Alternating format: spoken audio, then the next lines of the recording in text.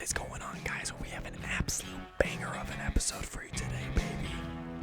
It's all done in ASMR. We're just whispering back and forth. Mandy Munoz, my very own mother. That's just her nickname. We gotta chat a little bit. Mandy and I met back in 2014 as we began our training to surf the little Ninos in Spain. Wow. It's been 6 years. Oh man, that's crazy. I'm either getting older, my friends are sticking around. Mandy is a 4-time NCA Nationals cheerleading champion. That's crazy. She won back to back to back to back. That's insane. The competition is as elite as it gets. Mandy and I discuss her training, her coaches, and what it takes to be a champion. Don't you want to be a champion? If you enjoy the Nickolas and Natali show, you can show your support by heading on down to nickolasnatali.com/shop. You get 15% off your order when you use the promo code The Nickolas Natali Show 15. Since you thought about supporting the podcast, I want to support you. Get ramped up with a grip of audiobooks from Audible. I'm giving listeners a 30-day free trial, baby. That's 30 days. Just head to audibletrial.com/The Nickolas Natali Show and get your 30-day free trial today. All right, let's get to the episode.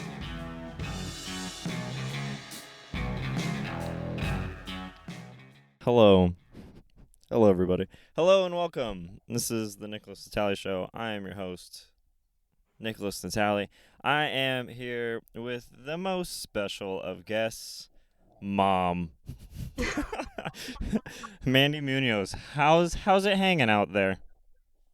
Oh, it's good. On break right now. Well, don't have school today for work, so just chilling.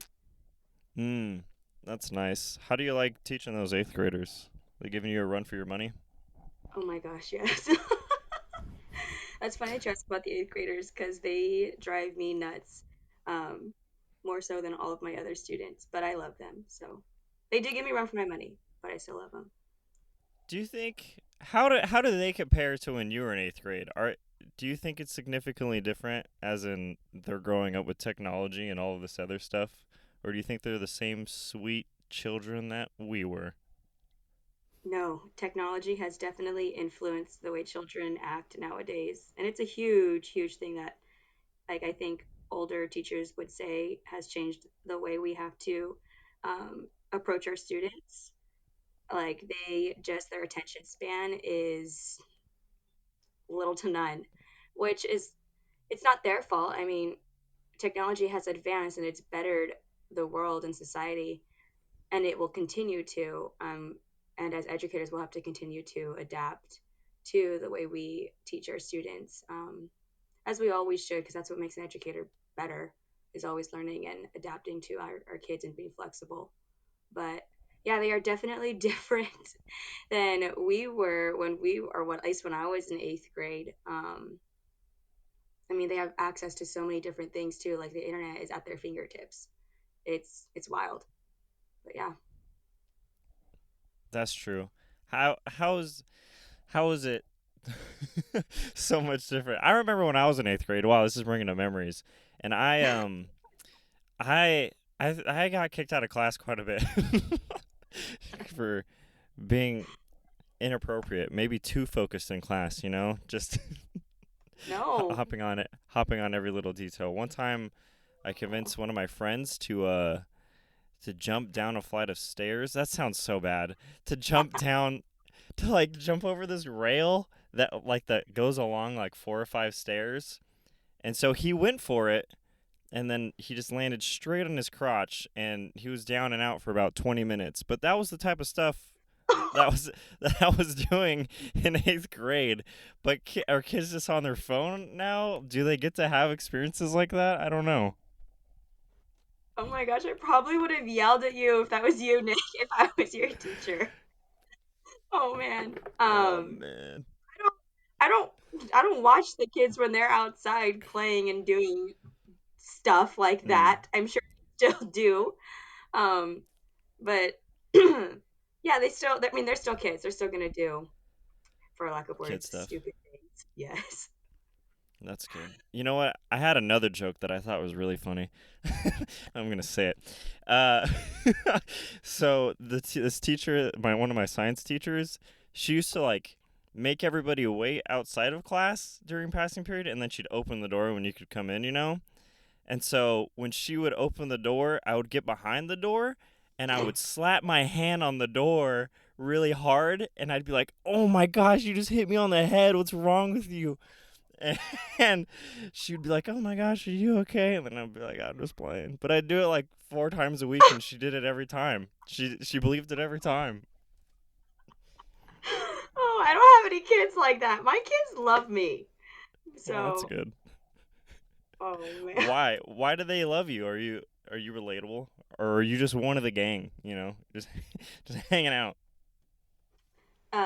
I think it's because I'm younger. The kids have a lot more to relate with me on than Mm, other teachers. Not to say that all of our other staff is old, but they are older than myself. And so I think that having a younger teacher definitely gives them a different type of perspective from the students instead of just having older teachers. I don't think I ever had young teachers mm, growing up. And so, and I mean, I love the fact that I can relate with them so much to a certain level. Sometimes they say stuff I don't even know what the heck they're saying, and man, it makes me feel so old. But no, I love them, and I think it's because of the age, which I won't have forever, so I'm taking advantage of it. Um, so yeah, that's smart. What type of slang are they saying that's going over your head? Give I me a don't know. You just quiz. Give me the slang quiz. they said like, oh, that slaps or pop off, sis.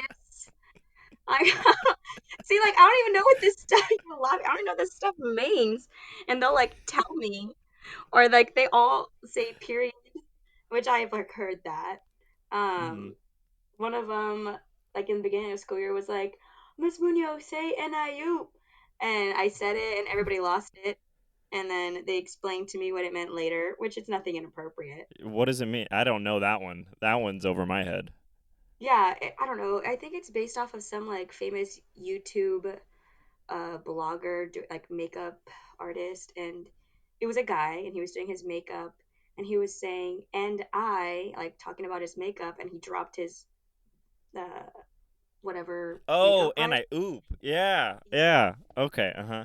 I don't know if that's the true story because I've heard different things, but yeah, so I've I'm seen pretty. okay, I've seen that video. I thought you were spelling something. I thought you were saying NIU, like take Oh, this person to the ICU, you know? no. And then they all say, I don't know what that means. Like every time I Oh, say wow. throw mask, they like, I don't even know. But Yeah, I yep. don't get that. I don't get that one. I don't understand that one at all. I almost made a video about people saying slaps, and I don't know how I feel about it yet. I haven't quite determined my opinion on slaps because I also think slaps is something you say about songs, right? People say, "Oh my gosh, this slaps. Boy, does this song slap," you know? But then on the flip side, I think people say like this smacks in regarding to food, and I think there should really only be one slang word that has one syllable in it. I think that's how it's got to be. You can only say this song slaps or this food smacks, but you cannot say both all the time. It's too much. Am I off? Am I wrong? I've never heard smacks, but okay, I agree. This this food smacks. I don't know. Who's smacking my food? Maybe I don't have a good firm grasp on this lingo. Maybe I'm Yeah. just too far off. Mom, I got a few questions for you. Are Okay, you ready for them? I'm not ready, but let's do it. Sweet. First of all, I want to know I want to know what your first impression of me was when we first came together. That sounds when we first met. I don't know why I said it. You freaking weirdo.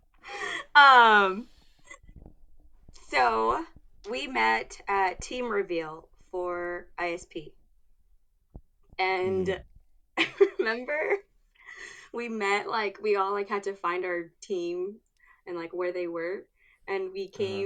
we came to like our little spot on the wall. Do you know what I'm talking about? Like we were in that little like hallway. I don't know. We were sitting in a Yeah. circle and we're Mm-hmm. walking over there, and we sat down in a circle and we're going around saying our names. And I made eye contact with you, and you gave me like really crazy eyes. And I was like, I felt really uncomfortable, but I was like, what the? I don't know if he realized he did that, but okay. Can I give him the benefit of the doubt and say no? He doesn't know he did that. Um, and you didn't really talk a lot, and I don't know why you were reserved. I guess because you were meeting a group of strangers, which I guess makes sense.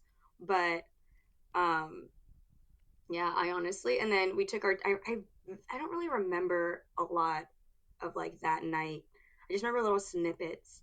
But I remember when we took our team picture, and I don't know, you can look at it now when we're holding our flag up for Spain. If you look at it now, that team picture, zoom in on your face, and you're making the same crazy eyes that you gave me in the circle. And that night I went home and looked at the picture, and I was like, man, that guy's eyes are just crazy. This guy's got murder eyes. But no, you're pretty chill. I mean, you didn't talk a lot. Um, Mm. so you're that quiet kid with crazy eyes. Gosh, now I'm like, what they describe in all of the active shooter stuff. Great.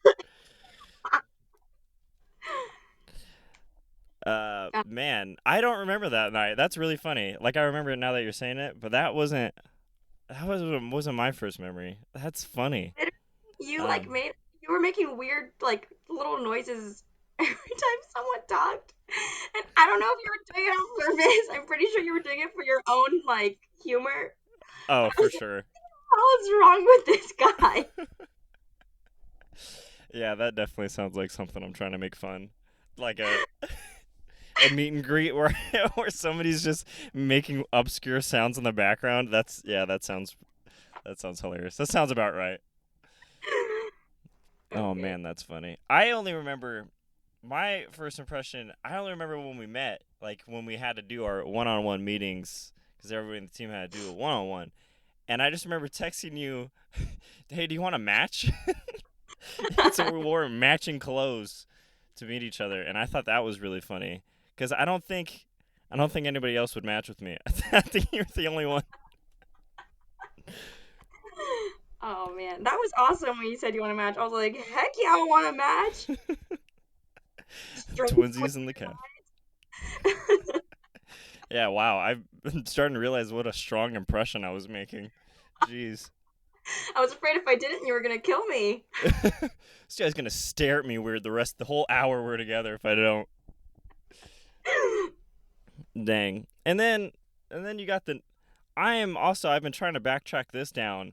I don't know where when I started calling you mom, and then like somewhere down the line you started calling me mom, like that. Do you remember how you got the nickname mom? I don't remember. I don't know.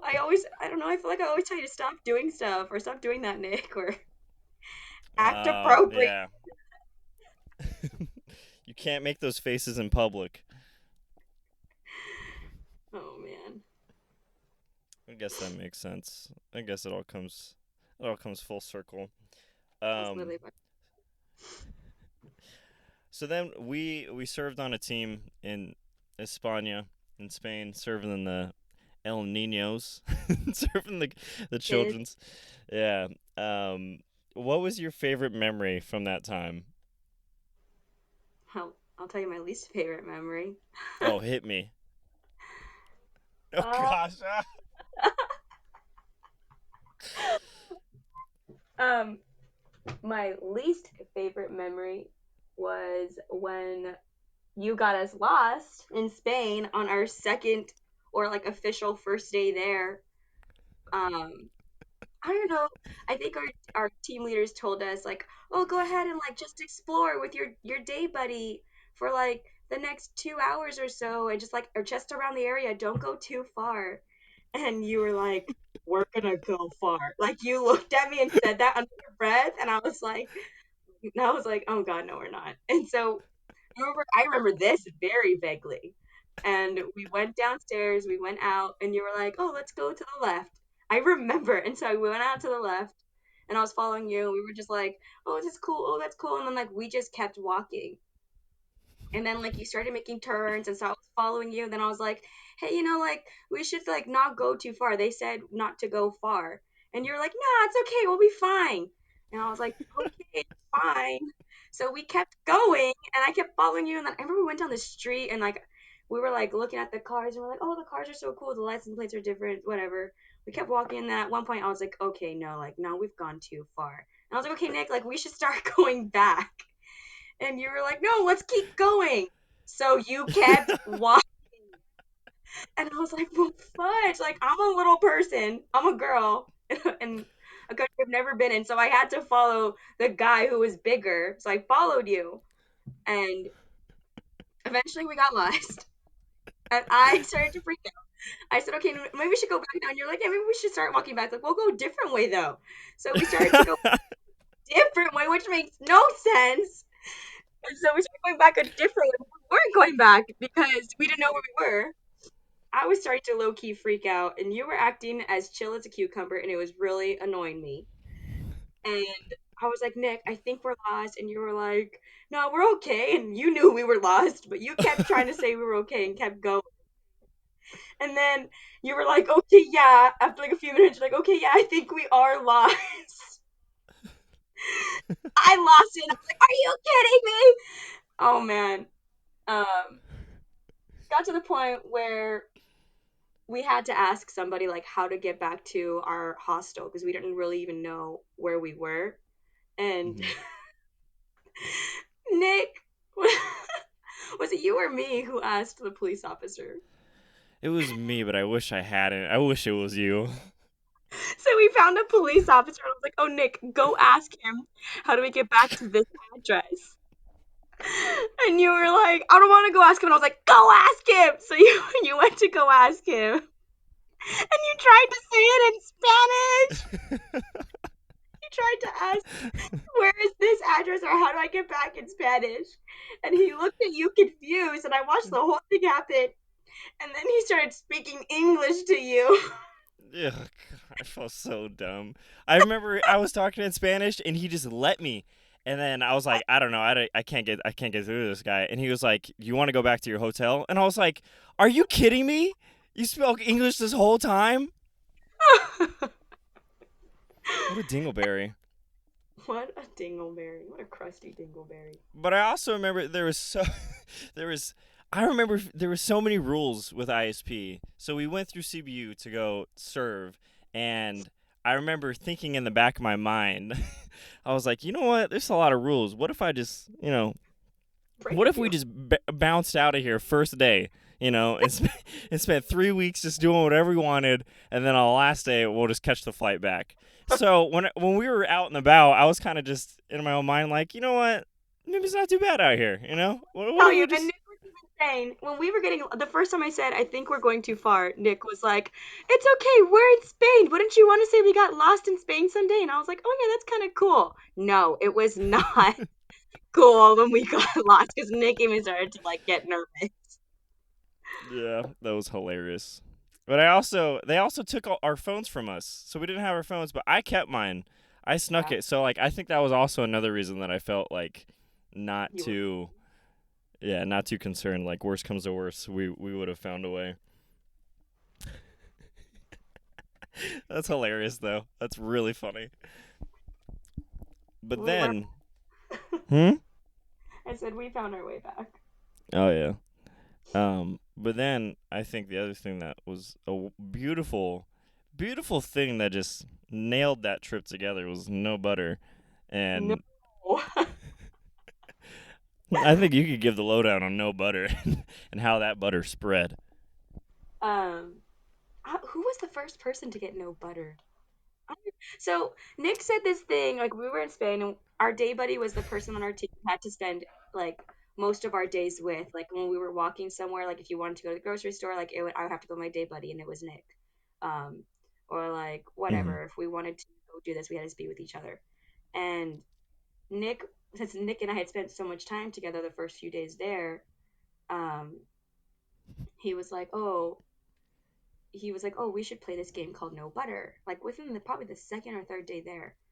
And no, you know what? Actually, this Hmm. started back before we left. Yeah, I think so. So No Butter started before we left to Spain as a team. Um, and basically, when No Butter, I don't know how to explain No Butter. No butter. Beautiful game. I got you. It's pretty much calling out someone when they say they're gonna do something, but like, can they really back it up? So if you say, "Man, I'm gonna go kick that old lady," and someone says no butter to you, you have 24 hours to kick that old lady, or you can bribe that person out of like making you do it. But if you don't do it in 24 hours, you get your eyebrow shaved. Like you get, I think you get a line in your eyebrow. Um, but Yeah. if you say, "I'm gonna kick that old lady," no butter, you're safe as long as you say it before somebody else no butters you, which is a revolutionary game. It really was. It was so dangerous, so bad. Oh man. Our team leader was saying, "Oh, I'm gonna get a tattoo before we leave," and everybody on the team would like make jokes like, "I'm gonna do this, I'm gonna do that," and Nick would just say, "Oh, no butter!" Like as fast he could be eating a sandwich mid sandwich, and he would say, "No butter," with food in his mouth. He was always on it, on his no butter game. And our team leader said she was gonna get a tattoo, and Nick no buttered her, and the whole Hmm. team knew about the no butter rules, and our poor team leader didn't get the tattoo. Nick gave her some grace and said, "I will give you until the end of this trip, not 24 hours, to the end of this trip to get that tattoo." Hmm. And she never got it. And so, nonetheless, last night of Spain, we were She in got a our hot. line in the eyebrow. Yep, sure did. Oh man. You know what? So we shaved a lot of eyebrows on that trip. Like we shaved people we didn't even know before that trip that we met in Spain. They got their eyebrows shaved. People that were working the camps we were working at, they got their eyebrows shaved. But I think our team lead handled it the best because she got a line in her eyebrow, but then she colored it in the next day, like with a pen. I couldn't even tell. It was magic. I was like, "Wow, you're going around the whole game here." It's amazing. I forgot that we shaved some Spaniards' eyebrows in Spain. Yeah. You know what? I got a whole video of all the shaved eyebrows that I'm going to have to go just relive. There's actually a video of you of you asking me after I shave somebody's eyebrow. You're like, "Do you feel bad about this?" And I'm like, no."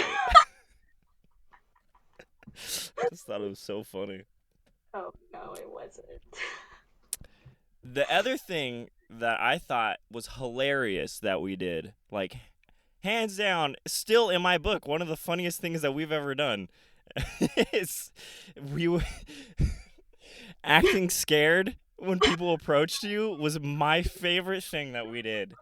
And my favorite one was when we were all eating together as a team at this restaurant. And the waiter came over to bring us our food and set it down in front of us. And you went, "Oh, you scared me." And the guy freaked out and flinched. It was perfect. I was like, "This is such a great game we're playing." It was just between you and I, and nobody on our team knew what was going. Just all these guys are always scared. Everybody's sneaking up on them. Jennifer Coolander was sitting next to me when I did that. And she genuinely thought I was scared. And she hugged me and said, "Are you okay?" Oh man. Me, I couldn't laugh. I had to play it off. So I had to genuinely act like I was scared. I can see me under my breath just being like, hold it, hold it. Don't ruin this for us. That was hilarious. What a, we started a lot of games in, in Spain. But, it's probably for the best that they got left there. I don't know if nobody kind of continued for like a week after Spain, and I was like, this is too dangerous. I can't live a whole life like this. Oh man.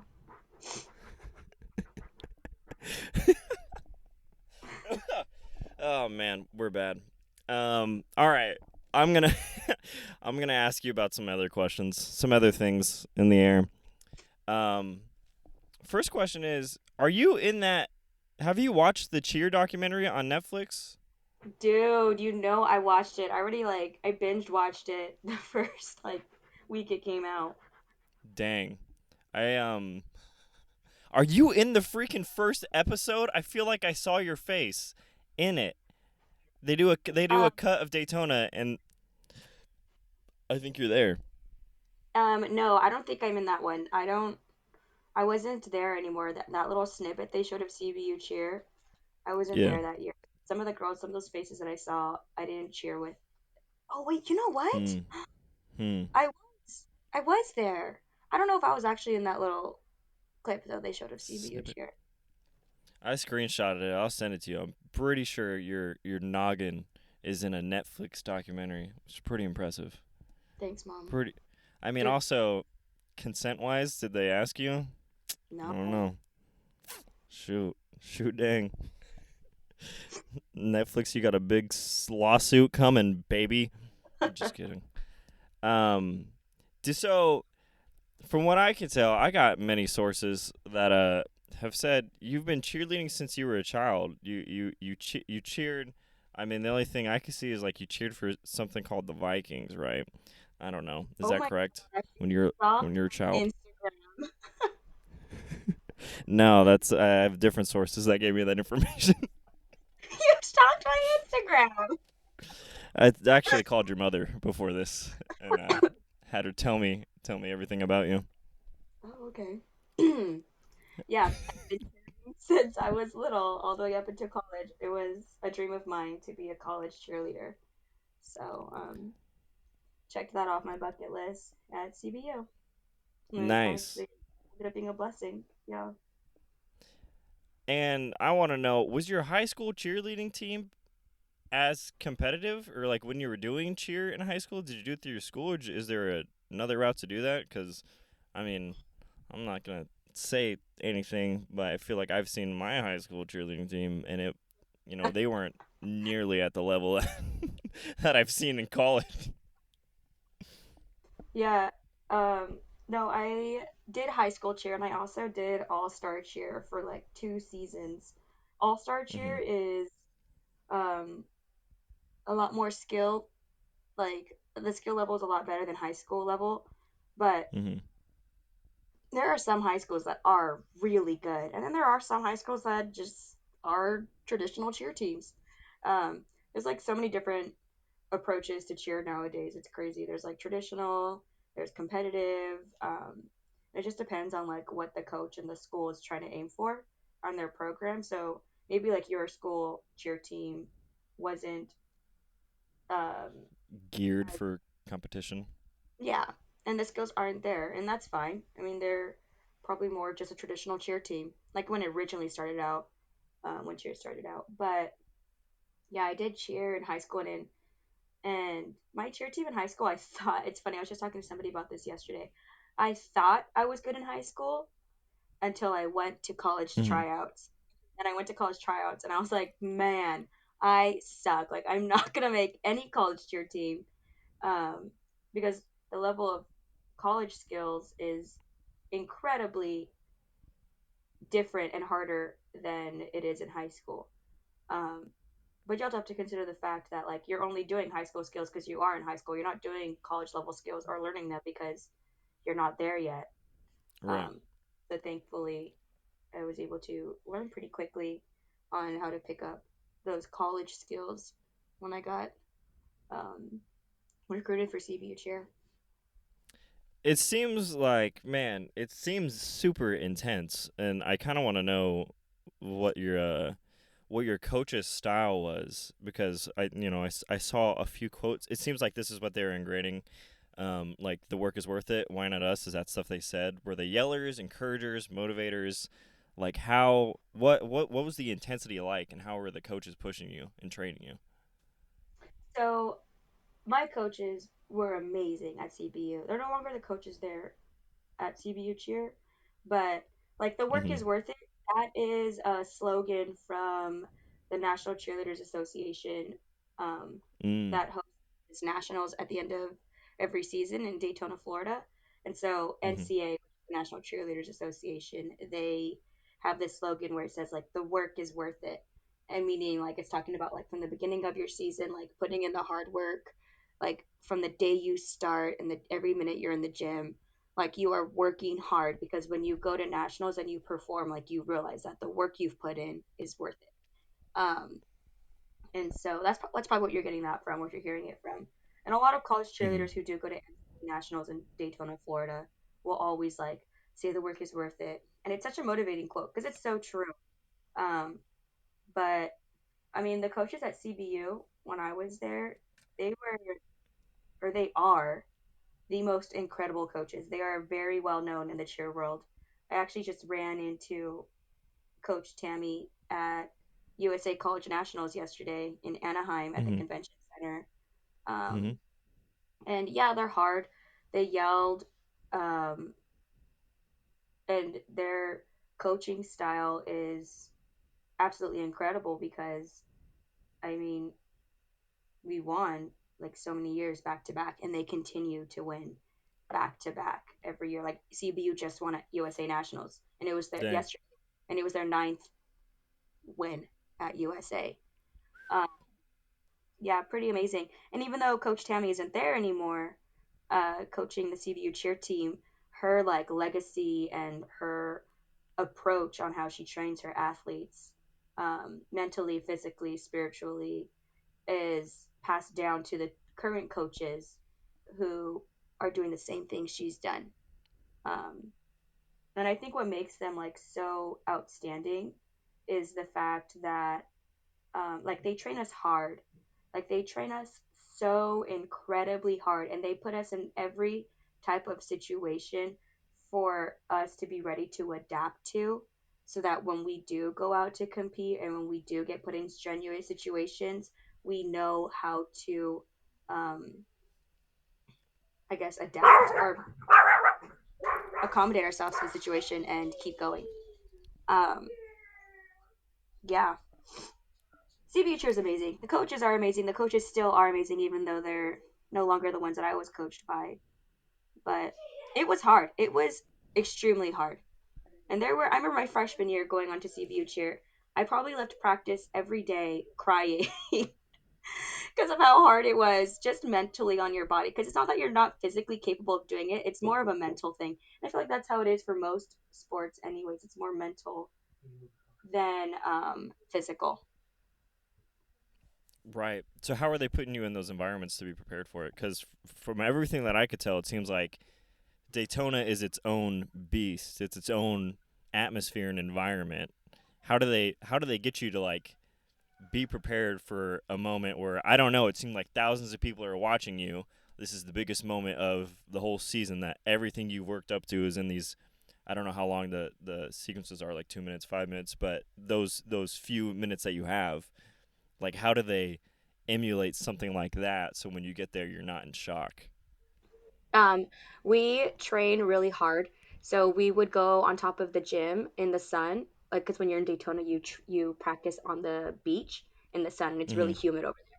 So we Mhm. practice for spring break practices on top of the roof of the athletic gym for like 3 hours, and we will do our normal warm up. We will actually work out up there so that we are like in the sun, like kind of putting ourselves in a similar environment of what it's like over there.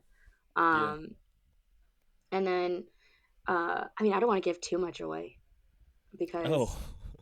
because The competition might, it's that competitive? That's nuts. you never know. Dang. All right. Well, then I'll ask you this. Um, so it seems like also the whole goal internally, like within the team, I don't know. I kept seeing the phrase like "meet the mat." How many people are on the cheer team, and what is the competitiveness like internally when you're competing with your own teammates Oh just to get man. a spot to be at nationals? Yeah. So there's only 20 spots on the mat for the team, and there's about 25 girls on the competition team at CBU. And they always have five extra girls to alternate in case anything ever happens to one of the 20 that are actually on the Mm-hmm. mat.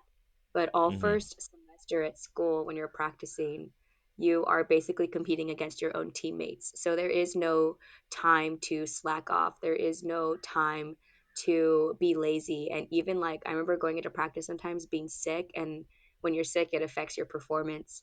And I was like, I cannot be sick. Like, are you kidding me? I would be so Mm-hmm. upset because any little thing where you show a moment of weakness or a moment of not improving or being better than you were the day before was a Mm-hmm. moment you were giving yourself the chance to take be taken off the mat. And so it's insane. Like I was after practices, I was like going to the gym after and like constantly working out, constantly making sure that I was eating correctly. Um, because I mean, you love your sisters that are next to you at practice, but you Mm-hmm. also want to be on that mat because Mm-hmm. it's something that you won't get back. And yeah, I mean, it's definitely mentally exhausting, which I think probably was why my freshman year being exposed to that, I was crying so much at the end of practices because I'd be like really hard on myself. Yeah. Um, and just being exposed to that type of environment is very uh, emotionally draining, but the work is worth it. Like I can't. I mean, it speaks for itself. So And was it what? Go ahead. in Go the ahead. end, you still love your teammates. Like you're all still going for the same thing. So we're all still encouraging each other. Like there is no vicious behavior or like she did this or she's terrible or I can't believe that she got them out. Like it's not like that at CBU, which like I'm so Mm-hmm. thankful for too. Like that's such a blessing because I'm sure there's a lot of programs that are like that. It's like as you get better, everybody gets better, sort of thing. Like there's still that. I don't know. I don't. It's what is the motivating factor to be the one on the mat? Is it purely the experience, or it's like what was your? Because to do that every day, like you really do have to want it bad. What did you want so bad? Well, my dream was to be a college cheerleader, and just being on that program was, like I said, a blessing in itself. Uh But huh. like seeing your own teammates working their butts off was so motivating, and like the level of skill and talent that was on that team made you want to be better. And I Yeah. mean, I feel like that's how it is in all things in life. Like if I'm surrounded by amazing teachers, I want to be an amazing teacher and keep working hard and keep learning new things. And that's how it was in the gym. Like these girls were incredible athletes. And like I said, I came from high school level cheer who didn't ever have these college skills. So that was like a huge motivating factor for us. And then our coach, Jason, um, always used to tell us like, what's your why? Like, what's your why? Why are you doing this? Why are you doing this? And he always Mm-hmm. centered it back to Christ, just telling us that like God gave you these incredible abilities and talents like to do with your body, and we honor Christ by doing our best in every skill that we learn, in every skill that we do, for it to be perfect, and it all goes to the glory of God. And when we get to step on that mat in front of other schools, like we are representing Christ with CBU on our uniform. Um, and like win or lose, as long as we do our best, like we are honoring and glorifying Christ. And so that was like a huge thing too, like a huge motivating factor because there are times where you have bad practices or like not everybody's motivated in the gym, but like when you know your why, you keep going. Yeah. Man, that is so powerful. Dang. Um. It's true. So. Like that program, it's incredible. Yeah. Like you learn so many different things, like as an athlete in that program that you carry outside with you in life. Um, which is why like CB Cheer is such an amazing program. Um, and somebody posted this like a few years ago, one of my teammates saying, I forget what the quote is, but it's like from the outside looking in, you don't understand, but from the inside looking out, it was like some like incredible quote, but it's so true. And a lot of these girls like carry everything they learn from CBU cheer into like their professional lives after they're done in their cheer career. Um, but yeah, I In mean, a what lot of way? is Knowing their powerful. why? Yeah, knowing their why, learning the different obstacles you have to overcome, and the different people that you end up working with. That's, I mean, as an athlete, I mean, you could take that into your work field. You're going to work with so many different types of Hmm. people you like, people you don't like, but you have to, like, you all have the same goal in common, so you have to learn to work together. Um, yeah, even like I don't want to say like slogan, but like the motto of like CBU cheers like passion, God, success, and we go through this huge like meeting with our freshmen or all of our new girls, all of our rookies that come in. We teach them the meaning about passion, God, success, and like why it's such a huge thing for us in CBU cheer.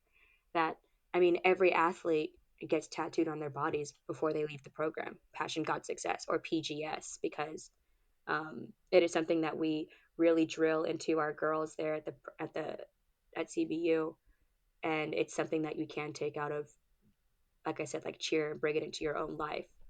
And we learn like the different meaning and how to apply each of those things to our life and to the program when we're in it. Wait, what? Wait, what? When did we start doing mid-roll stuff? Today, baby. When I got introduced to ASMR, I'm hooked. This podcast is supported from merch purchases, so go ahead on down to the NickolasNatali.com/shop and use code the Nickolas Natali Show 15 for 15% off your order. Also, our audiobooks, just the best. Head on over to audibletrial.com/the Nickolas Natali Show for 30 days of free audiobook listening. Yes, I'm incredibly active on Instagram. You didn't ask, but I'm gonna tell you. I'm incredibly active on Instagram, Facebook, Twitter, and YouTube. My username for all of them is Nickolas Natali. Yeah, I don't know. Maybe you saw it coming. So please reach out to me on there, any of those social media platforms, and let me know your thoughts about the podcast. We can chat. Don't forget to subscribe. Don't forget to like. Don't forget to share it. Tell your grandmother. Anyway, let's get back to the episode. Goodbye.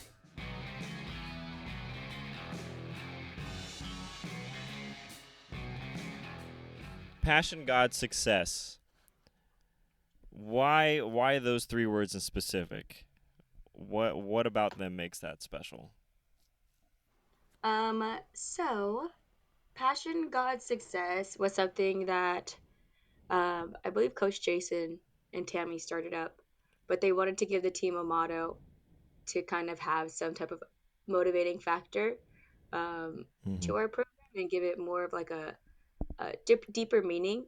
And they chose those three words because, well, passion is something that you can apply to cheer or any sport that you're doing. Um, and it's like if you don't have passion behind what you're doing, you will burn out pretty quickly. Um, and so we were all on that program. They told us, like, you're all on this program. You were all chosen to be here for a reason, but because you know you love cheer and like you want to be or you have a passion for it. And so we have passion as one of our words. And then we have God, which is in the middle, because obviously it is a Christian school. Um, we are so blessed to say that through Christ we can do all things. And Mm-hmm. um, without Christ we can't do anything. And so when you have passion for something that you're going after, something that you love, or something that you're doing and you're working hard at, and then you have Christ in the center of it, um, what I've said earlier is like giving you these abilities and these talents to do the things that you are doing. Um, it leads you into being successful. And being successful doesn't always mean like coming out on top as a champion or like being the winner or being the best, but being successful at everything that you're doing in itself is a success, um, whatever that standard you've set for yourself is.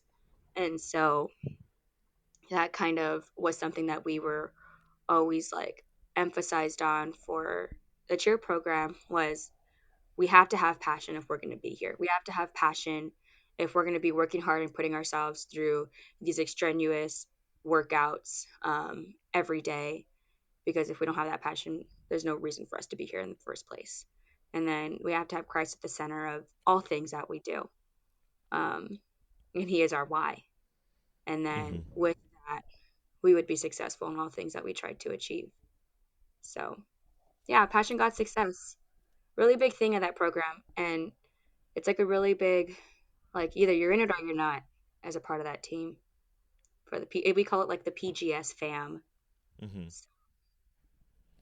And the success portion of like setting your own standard of like what your best is, and like those days where you were super hard on yourself, is it difficult to like find comfort in that standard? Does that make sense? Like for me in my life, most of my frustration comes from not meeting a standard I've set for myself, and Hmm. like falling falling beneath Short. that. So yeah, that success mark, is it like how is it viewed in the program? Because it's a goal, but it's also like an internal mindset in a way of like, am I being the best? But then it's always like, well, I probably could have gone a little harder in practice, but I don't know. What did that mindset look like? um, there's been times where we've fallen short of our own standards.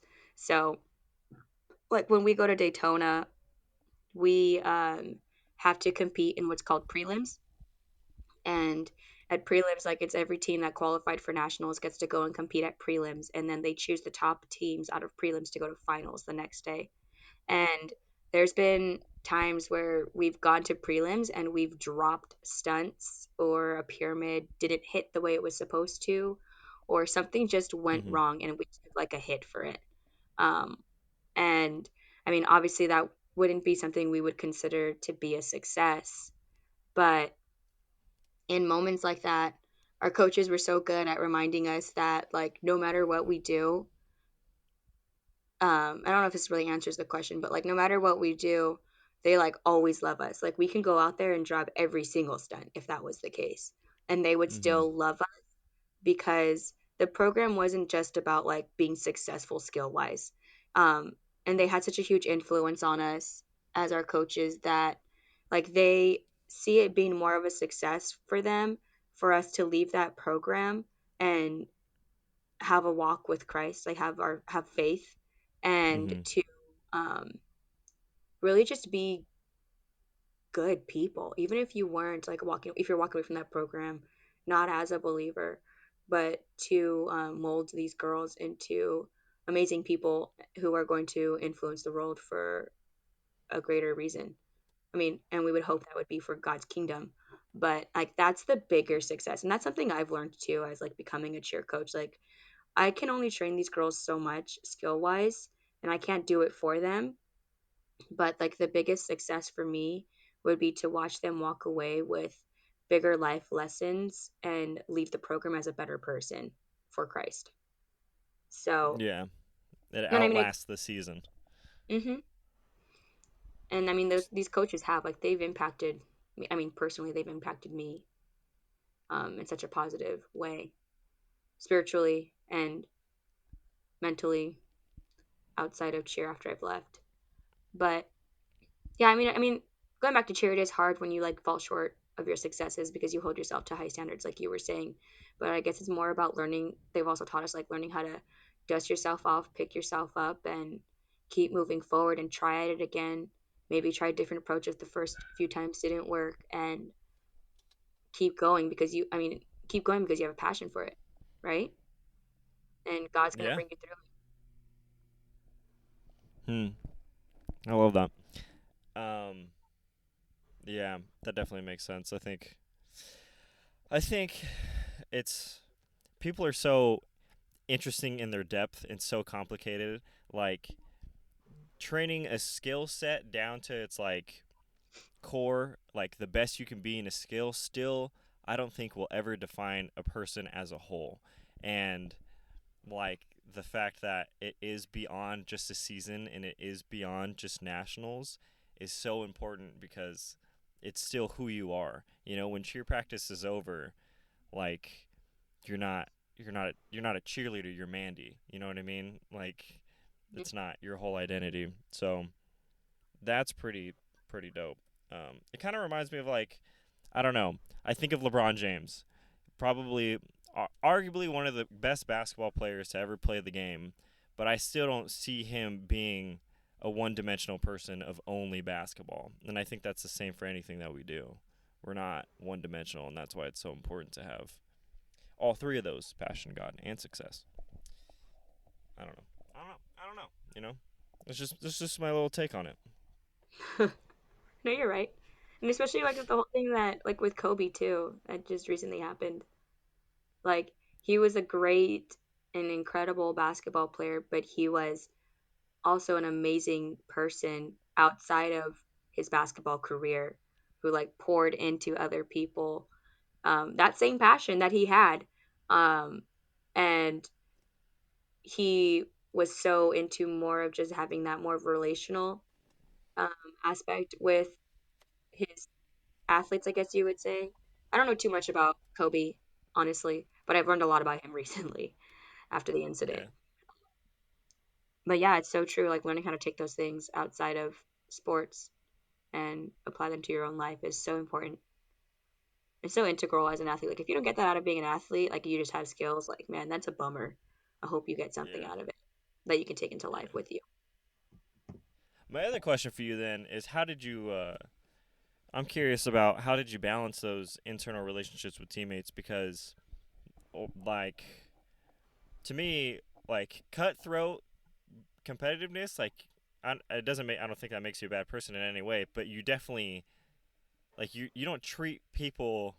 I don't know if "tree" is the right word. You don't act the same way in practice as a competitor as you do outside of practice or competition. Um, how did you find that balance in your personality, and how did you find yourself acting towards your teammates when you're all competing for a spot? Not gonna lie, sometimes I'd be upset. I was Mm-hmm. very intimidated by girls who obviously had better skills than me, but like, I mean, I can't express it enough. Like in the end, we're all going for the same thing. And Yeah. there were seasons where I didn't make mat, like I didn't make the mat, and I ended up being an alternate. And man, that was really hard for me to come to grips with. Um, but like looking back on it, like I still loved them. I still treated them the same. I encouraged them to do their best because I mean, we're still sisters. Like, yeah, it is very cutthroat and it is competitive and it is heartbreaking if you don't make the mat. Um, but I mean, to sit in your own uh, anger is a lot less fun to do than it is to just simply encourage and uplift your teammates. Um, Yeah. they're like the whole first semester when you're training before coach announce who makes the mat. Like it is it is so physically and mentally exhausting and emotionally exhausting because you're never like resting. You're never like turning your back to what your teammates are doing because whatever they're doing, you want to do it better. Um, but it's such a family at the same time. Like I know it sounds like those are two head butting perspectives to look at, but like you're still like encouraging one another because you all like want the same thing in the end, and you all Mm-hmm. still love each other, and you're spending so much time together. It's much better to love on each other than it is to literally be cutthroat with each other. So I think Yeah. internally you're like, Still. oh man, like I want to be better. Like, oh man, like I wonder if she's gonna get that skill. Um, or I mean, you don't ever wish bad on a person. I never did, and I don't think anybody ever does either. But you're always on edge. It's just probably Yeah. not very healthy.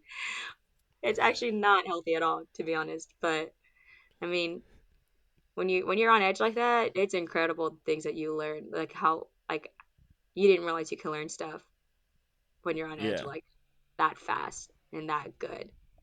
So Learn quick. The level of focus is amplified. Um, I want to know how it was when you first got to Daytona and you got the first dub, what that felt like, and then in comparison. So to be clear, you guys won 4 years in a row, all 4 years that you were there. The first time you were there, and then also the feeling of the last one going into it and how that one felt and how those were, I don't know, different or the same experiences. So the first one, when I came in my freshman year, CBU cheer had lost at nationals. They got second place by .05. Ooh. Yeah, not even like half a point. And I remember coming in my freshman year, and these girls were so hungry to win at nationals. I was like, Mhm. man, I thought my first few practices, like, man, all they care about is winning. But they had that taste in their mouth of getting second place for something Yeah. that was so small, not even like half a point or not even a quarter of a point. So I understand that. Um, so when we went that year, my freshman year, we worked incredibly hard. Like the program every year gets better. The skills get better. They work harder every year. I don't know how they do it. I don't know how we did it when I was there, but we do. And Yeah. Mhm. um, when I was at nationals yesterday watching them warm up, I was like, these girls are machines, like literal machines. They're incredible. Um, but uh, yeah, we went to nationals and we won my first year. I remember I cried my eyes out, like happy tears. And it's really cool. Like we worked really hard and we deserved it. And that first win was like the first win CBU cheer had ever won. And so to be a part of that was incredible and exciting. And I think that first win was my favorite and the best one because we worked so hard, and the veterans that were on the team that were like constantly motivating us, constantly pushing us, our coaches that were constantly pushing us, like it was so authentic and genuine, like we hadn't won anything yet. So it was Mhm. different ones that came after. um because I feel like after we won our first one, we went back for our second one and we were like, oh, we're going to go back to back. And like, not that we weren't humble about it, because our coaches were so good about saying, like, humble hearts, humble hearts. Even when we won our first one, when we were on the mats and they were doing the award ceremony, I remember Coach Jason just saying, standing behind us, humble hearts, humble hearts, humble hearts. And we didn't know if we'd won yet. And we were just like, we know we'd hit a good routine and we hit, like, everything was amazing, everything was flawless. Um, and we had some really good competitors in our division. And CBU cheer like just came out of nowhere. Like we were that program that just like rose up out of Yeah. like Riverside, California. Nobody knew who we were until we Mhm. were CBU cheer, like which is what we are now. Like everybody knows of CBU cheer when we go to Daytona. Um, but It's true. yeah, I remember him saying like humble hearts, humble hearts. And I remember like very vaguely him telling us that. And then when we won, like we like it was so well deserved. It was so like well deserved. Like I don't feel bad saying that because we did work so hard that season to get to that place. And so did every other competitor we had. I mean, we had really good competition, but our coach always told us too, like you don't want to win because other teams dropped and made mistakes and that you hit a good routine and that's why you win. Like Mhm. you want to win because everybody hits and you deserve to win. Like everybody had a flawless routine and you've worked harder and yours was just better and you've executed it better. And that's like a deserved win. And that's what it was um, for us. Uh, and then my last year, I mean, once you get a taste of it your first year, you're like, man, I'm coming back and I'm going harder the next year. And that's what it was. And so every year, I think that's like what it was for us. And every incoming rookie who came in, when they would win their first time, as we kept winning, they'd like their thirst to keep winning is there, and it's amazing. But the last one was really emotional for me, and the fact that like I poured so much into that program and so much into those current athletes who were going to be there for years after I was gone.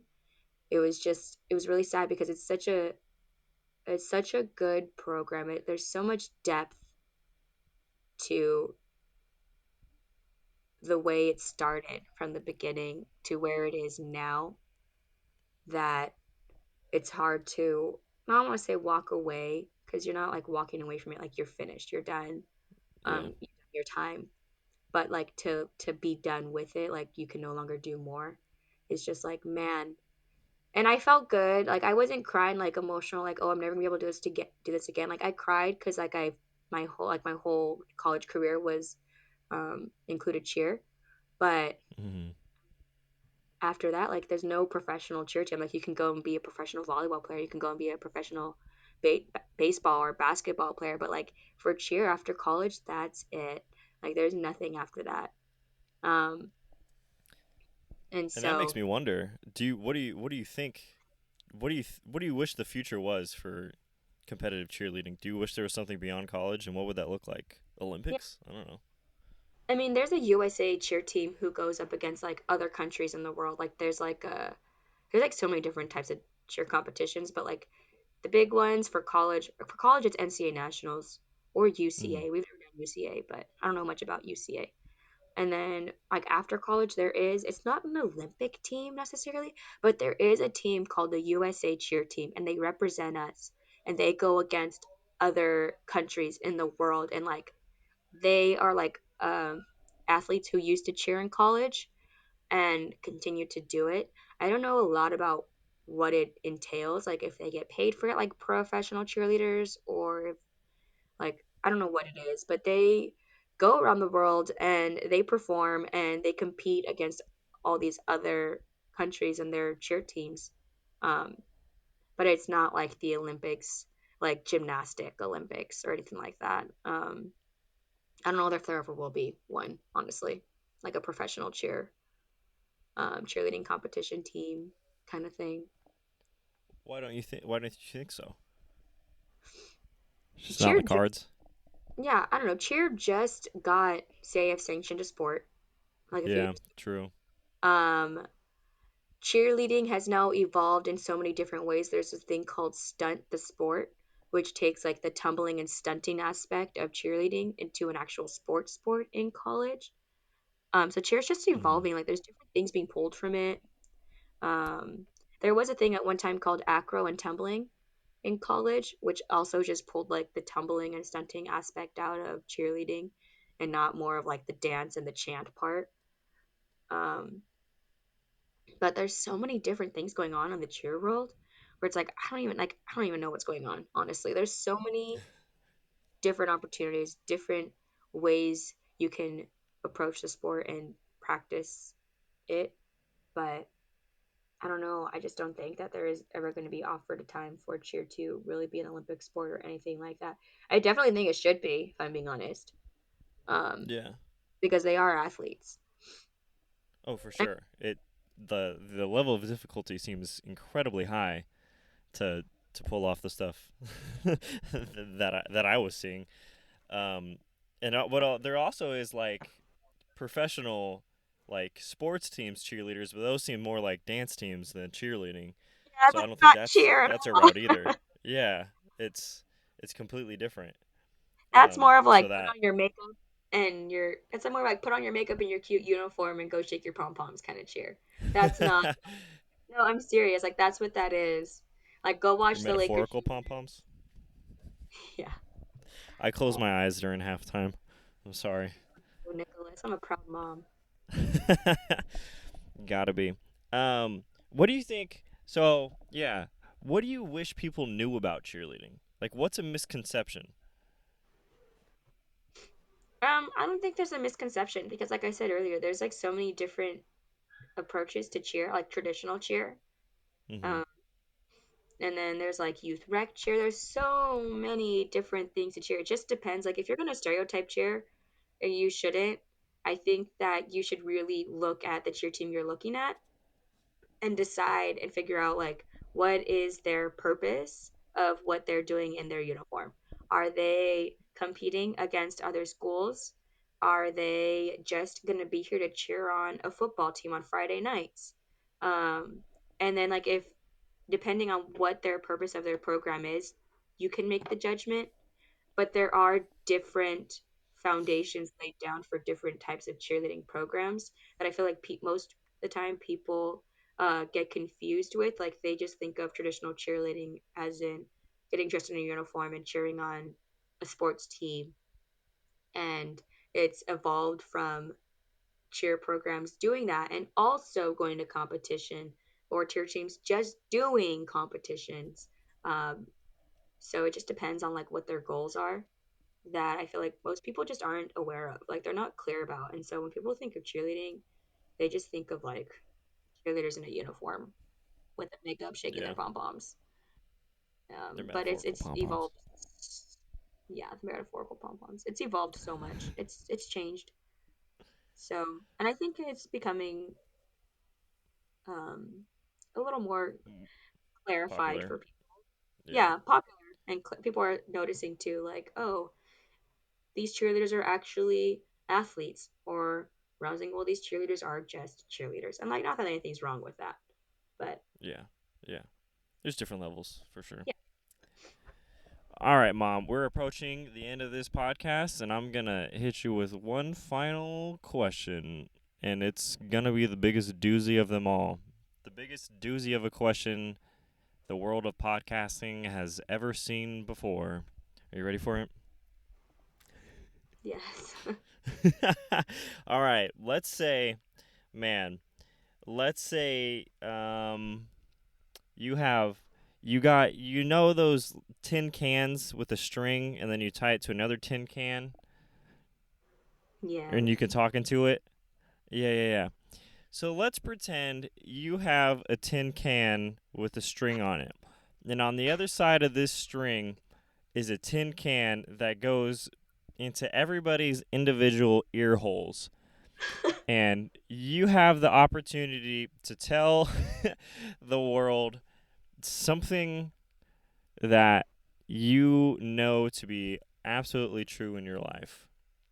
What are you saying to the world into your tin can?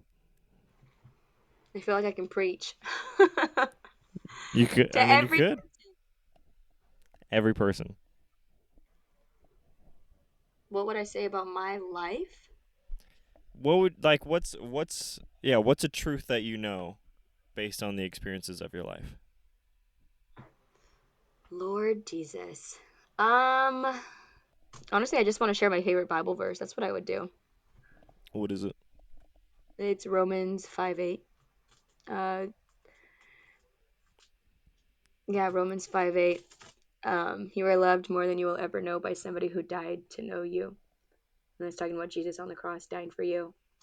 I feel like that's a huge thing, at least for me in my life, that like knowing that no matter what I go through, no matter what I'm doing, I mean, I'm obviously doing it all for the glory of Christ, for his kingdom. But like in those harder moments, it's hard to want to keep going, and just Mm-hmm. remembering that like Christ died for me and took on all of my sins and all of my filth and all of my uh yeah, that he loves me and he died for me, um before like I was even me. Yeah. For your created. Love it. I love that answer. I think that's splendid. Mom, where can we find you on the internet? On Instagram. I don't know what you're asking. What are you Okay. asking? Social I'm media? Like asking what are you asking? I'm asking yeah, what are your handles, Mom? Jeez. Tell the people if they want to connect with you. What's happening over there? You slamming I just doors? I slammed the door cuz I was so infuriated by you not wanting to connect on a personal level with the people listening at home. Instagram handle is underscore Schmandy. Schmandy. SCHMANDY. Schmandy. Schmandy. It's Schmandy. Dope. Mom, it has been the absolute pleasure having you on the podcast. Thank you so much. I am very thrilled that you were on it. It makes my heart warm that you came on the show. Cool. Well, I mean, you forced me to do this, so I'm just kidding. I did. You're actually the first guest to be paid, so No, I was really nervous when you asked me to do this. TBH. I didn't know what to expect. I thought it was gonna be a joke. Was it a joke the whole time? No, it was actually like I feel like you and I haven't talked like this in a while. Like, had a I good know. talk. We need to do this more often. Let's make this happen. All we do is joke around. That's true. That's because when we see each other, we have to joke around to make up for all the jokes we haven't gotten to say. You're not wrong. True. Okay. Bye. Well, that's. I'm not saying bye to you. I'm saying bye to the kids at home. Okay. Bye. You're not gonna say bye to the kids at home? Gosh, bye. Okay, bye. There you go. All right, I'm stopping it.